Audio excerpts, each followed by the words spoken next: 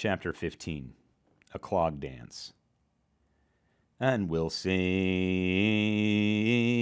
ya, and we'll heave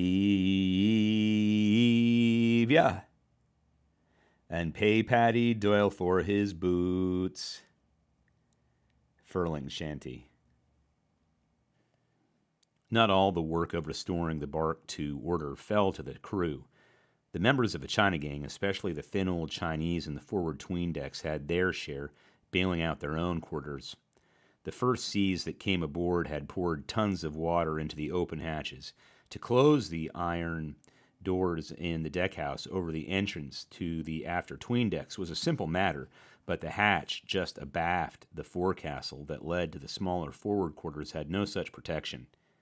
There was no way to close it, except to batten it down like a cargo hatch, and before the crew found time for that, 2 feet of cold seawater covered the deck of the Chinese quarters and rushed from side to side with each roll of the vessel.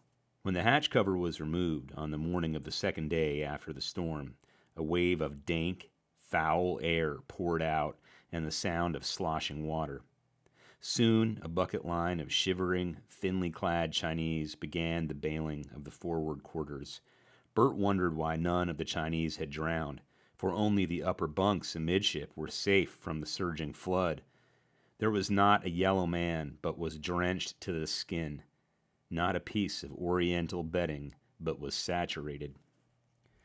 The after 'tween decks had fared better, for there only 6 inches of water had poured in, though even this piled up at the sides to a depth of 2.5 feet on a moderate roll and splashed into the highest tier of bunks. So out of the door in the after deck house shot bucket after bucket of water from the head of another line of toiling men. Most of these men, working in silence and with the fear of death still written large in their faces, were Negroes. Somehow the Mexicans and white men seemed to find easier labors elsewhere. Not only in the 'tween decks was there bailing, but also in the crew's quarters in the midship deckhouse, in the galley, and in the staterooms in the cabin. Even in the captain's quarters, the steward and mess boy mopped for an hour. The only dry spot on the bark below the chart house was the lazarette. There was a hasty sea burial, too, for a Mexican had died during the storm. A fright, some said. Sewed in a piece of old sail, and with a sack of coal tied to his feet for ballast, the body was slid over the taffrail. The stars and stripes were dipped, while Captain Hagestrom read the burial service, stopping once to settle an argument among the Negroes who carried the body as to whether the plank on which the body lay should be slid over the rail with the corpse.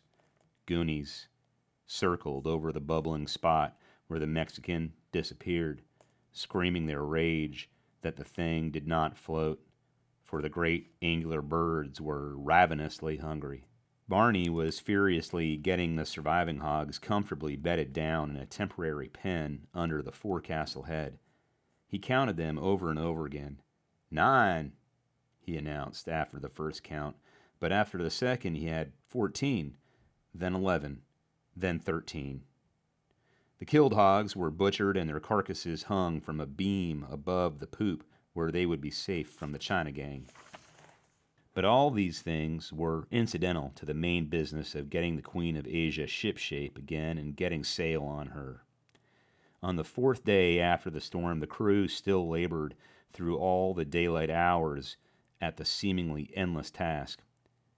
Half a score of new braces had been rove to replace those that the hurtling, smashing piles had torn to pieces, and when the new rope was gone, the old braces were spliced and respliced. Clew lines and bunt lines that were brittle with age had to be spliced, for there was no new rope of the correct size. Every whole sail in the locker had been bent on, and as many more spread out on the deck and patched. Of the planks that had covered the starboard side of the deck load, nothing remained but a few splinters, so the piles lay naked like so many bound demons, straining to be at their work of destruction again. Sparks had repaired his broken battery connections, and the whir of his motor generator sounded for a long time each day and night, what messages were coming in through Sparks' earphones, and what was his stuttering key saying. Bert would have given a good deal to know. Poker Gust was back on duty now, still looking dazed, and with a great blue lump on his forehead. The pockmarked man was working again, too. Bert watched him, covertly, and decided that Condon was trying to avoid him. He spoke to no one, and apparently no one asked him about his injury, for nearly every man of the crew had bruises or cuts or torn and bleeding fingers of his own to think about. What would Pete Condon try next? That it would be something that boded no good for Bert Lindsay, the boy had no doubt. For now, the pockmarked man had a personal reason for seeking revenge in addition to his previous grudge and the promised $1,000. Just why, Bert reflected, should the death of a 17-year-old boy be worth $1,000 to the unknown Q? If they asked me, Bert said to himself with a grim laugh, I'd say I was worth more to Bert Lindsay alive than to Q dead, so I think I'll just stay alive a while longer and cheat Condon out of his 1,000. Wonder what's at number 14 Spofford Alley. On the 5th day, the regular routine of watches was restored, 1 on and 2 off, and only the watch on deck carried on the work of making the vessel ship-shape. Now the men had time to think again, and there were lively discussions. Why was the bark held off the wind these last 2 days instead of close-hauled? The wind was from the north now, but the bark took the wind over her starboard quarter and sailed on into the southwest, running free. What did it mean? Nick Previson and a few others got drunk and lent more enthusiasm than logic to the arguments. That squarehead skipper's gone crazy, I tell you. He don't know where he's going, blustered the long-armed Dane. Nick heaved himself up from the hatch where he had been sitting and advanced menacingly toward the speaker, weaving his arms from side to side. 3, 4, 5 times I sail shipmates wish Captain Tom Haggerstrom, he declared solemnly, and better skipper never walked deck. If Captain Tom wants sail sou'west, he'll sail sou'west, no matter which way wind blows. He dropped his fists from under the nose of the Dane, who stood head and shoulders above him, and turned away. Then he added, addressing all the seamen who lounged in the deck space abaft the midship, "And I'll go with him. Understand that? Nick Previson'll go wherever Captain Tom wants go." "Sure, you'll go with him," Einar Nelson laughed scornfully. "You got a long swim back to Frisco if you don't like where the captain he goes." Bert raised his head from the hatch cover, where he lay stretched out on his back to look at the last speaker. The meek and subdued air that Dago Gus had worn for the last few days after the storm was gone now, and he was his old, cheerful, taunting self again. Bert turned away in disgust from the sight of the laughing mouth that he had seen frothing with fear, while drunken Nick, sober enough then, had climbed far up into the night to struggle single-handed with a furled royal that threatened to blow out of its gaskets. Nick's powerful hands opened and closed slowly as he moved toward Palladini.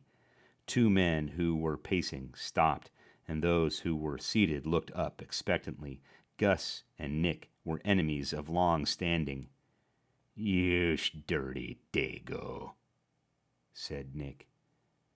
Giuseppe Palladini reached for the sailor's knife at his waist. Then a series of rasping coughs shook Nick's body until he was compelled to grip the edge of the hatch to steady himself. Gus removed his hand from his knife, and a malignant smile flashed across his face. "I will not kill you," he said to Nick, "but very soon you will be dead." When his coughing spell was over, Nick slipped weakly to the deck, where he sat in a stupor while the original argument went on. With half his attention, Bert watched Nick, wondering if perhaps Dago Gus had been right. With the other half, he listened to the discussion about the vessel's peculiar course. At last, Carl Anderson voiced an idea that every man swore had been in his own mind all the time. There is only one answer to this question, he said. If any of you longshoremen had ever seen a chart of the Pacific, you would know that we are going to the Hawaiian Islands. Bert's heart jumped. Why hadn't he thought of that? Of course they were going to the islands, to refit. He would see Honolulu, and best of all, he would be warm again. Immediately he saw the logic of the move. With not a spare foot of running rigging, with many a gaping hole in the big, square, rigorous pyramid of canvas, and with not a usable spare sail in the locker, it would be madness to attempt the long northward beat. One blow of half the strength of the storm they had been through would strip the vessel and leave it a helpless, drifting hulk. And only a miracle would get them to Unimak Pass without encountering such a blow. There had been one miracle already, that the bark was not lost in the storm, and it wouldn't be fair to ask Providence to provide two miracles on one voyage. The boy smiled happily at the notion and at the prospect of visiting the islands. Later on, he ceased smiling, even to himself, and began to wonder what the delay would mean to the Nushagak Salmon Company and to his father. Probably no harm would be done, he reflected, for the windjammers sometimes took as high as 60 days to make the northern voyage, and a large time allowance was always made. A steamer would bring sails from San Francisco. Perhaps they were already on the way, for, of course, Captain Hagestrom had discussed the matter with the Home Office, with Hargrave, with his father. That night, Bert studied his map of the Pacific under the dim glow of the one electric light in the lazarette and was surprised at how little out of their way the islands lay. Unimak Pass, the narrow entrance to the Bering Sea through the Aleutian Islands, was actually west, some 7 degrees west, of the island of Oahu. A little more southing, and perhaps from the islands they could get a better slant of wind for the pass than if they had held close to the wind after the storm. He had heard the seamen say as much on several occasions. Once it was mentioned, the crew considered that the matter of going to the islands to refit was settled. Now they merely speculated on how long they would be there, how much shore leave they would be granted, and whether the skipper would allow them shore money. But the crew's interest in the islands was nothing compared to the undercurrent of excitement that ran through the China gang. Whether some of the crew had talked, whether tween-deckers loafing nearby had overheard the crew's discussion, or whether they had guessed the bark's destination by comparing the direction of the wind with the course of the vessel as indicated by sun and stars, Bert did not know, but it was evident that every member of the gang knew and rejoiced. From dawn until dark, scores of them crowded on the forecastle head and on top of the lifeboats and lined the bulwarks watching the sea ahead, even when the islands were still hundreds of miles beyond the blue horizon. At first amused and then uneasy, Bert watched them. They were in hilarious spirits, laughing, joking, talking in undertones. Only the Chinese remained calm and indifferent, appearing on deck but seldom. In the after-tween decks, guitars and banjos twanged, and harmonicas wheezed long into the night in accompaniment to Spanish love songs, Negro melodies, and the clatter and shuffle of dancing feet. It was Barney who finally brought Bert a clue. The boy was passing the entrance to the after-tween decks when the hogman emerged suddenly, almost colliding with him. Barney was gasping for breath, and his face was shining happily through his 2 weeks' growth of beard. "Hello, Barney. What's all the excitement?" Bert greeted him. Barney bowed with a flourish. "Beg pardon, sir. I near run you down, sir, like a schooner without lights. I've just been doing a bit of a dance for 'em, sir. A bit of a clog dance that I happen to know. Did you ever see me clog, sir? I do it fine to Turkey in the Straw. Tra-la-la-li-la-la-la." "You're sure a fine clogger, Barney," Bert assured him solemnly. "But why are they all so happy down there?" "Why, man, don't you know? Because we're going to the islands. And if them Hawaiians like dancing, well, I'll clog for 'em there. La-li-la." "I bet they'll like it all right. But we won't be there long, you know. Just time to refit, and then we go on to the Bering Sea." "Oh, no, sir. Haven't you heard?" We're going to get a new captain in the islands and sail down to Tahiti. I was there once when I was a boy, sir, and it was a wonderful country. An easy life, man. Plenty to eat. No work. Ah, that's why they're so happy." From below came calls for the hogmen. "Mr. Barney! Bravo, Senor Barney! Mas! Barney!" Smiling apologetically, Barney ducked through the door, saying as he went, "You'll excuse me, sir. You see, they want me to do a bit of a clog for 'em." Bert swung himself up the steps to the poop and knocked on the chart house door. Here was information that he had no right to keep to himself. The captain looked up from his book and waited for the boy to speak. "I'm sorry to bother you, Captain Hagestrom," Bert began, "but I have learned from Barney and another source that the China gang is still planning to mutiny. They intend to take the bark, presumably after we leave Honolulu, and sail it to the South Seas after making a change of skippers." The captain chuckled. "I wondered why they were all so happy," he said, then added seriously, "Of course, Barney isn't all there, but he's a lot keener than most people think. I'll have a talk with him myself. Thanks for the information." He smiled. As he stepped out to the poop, closing the door softly behind him, Bert had an uneasy feeling that Captain Hagestrom had taken his news with the proverbial grain of salt, and he felt vaguely resentful. Of course, Barney wasn't a reliable source of information. He often made up fantastic stories for the sheer joy of lying. But the kid's all right. He'll make a good sailor with a little more experience. It was the chief mate's voice, coming from behind the big cowl ventilator, scarcely an arm's length away. The words made no impression on the boy, but the voice out of the darkness startled him. Unconsciously, he paused. "All right," came the second's voice. "The kid's got guts. You should have seen him tackle Pete Condon. Pete went down so hard that he didn't know what happened for 2 days." Bert's ears burned. He slipped hastily forward toward the ladder head. So, Poker Gus thought he had guts. The mate thought he'd make a good sailor. The boy felt that he had received the highest compliments that these men could pay. Hard-boiled he-men who haven't had the benefit of 4 years in an exclusive preparatory school, Hargrave had called them. And now, Bert Lindsay, ordinary seaman, had won a place among them, if only Hargrave knew.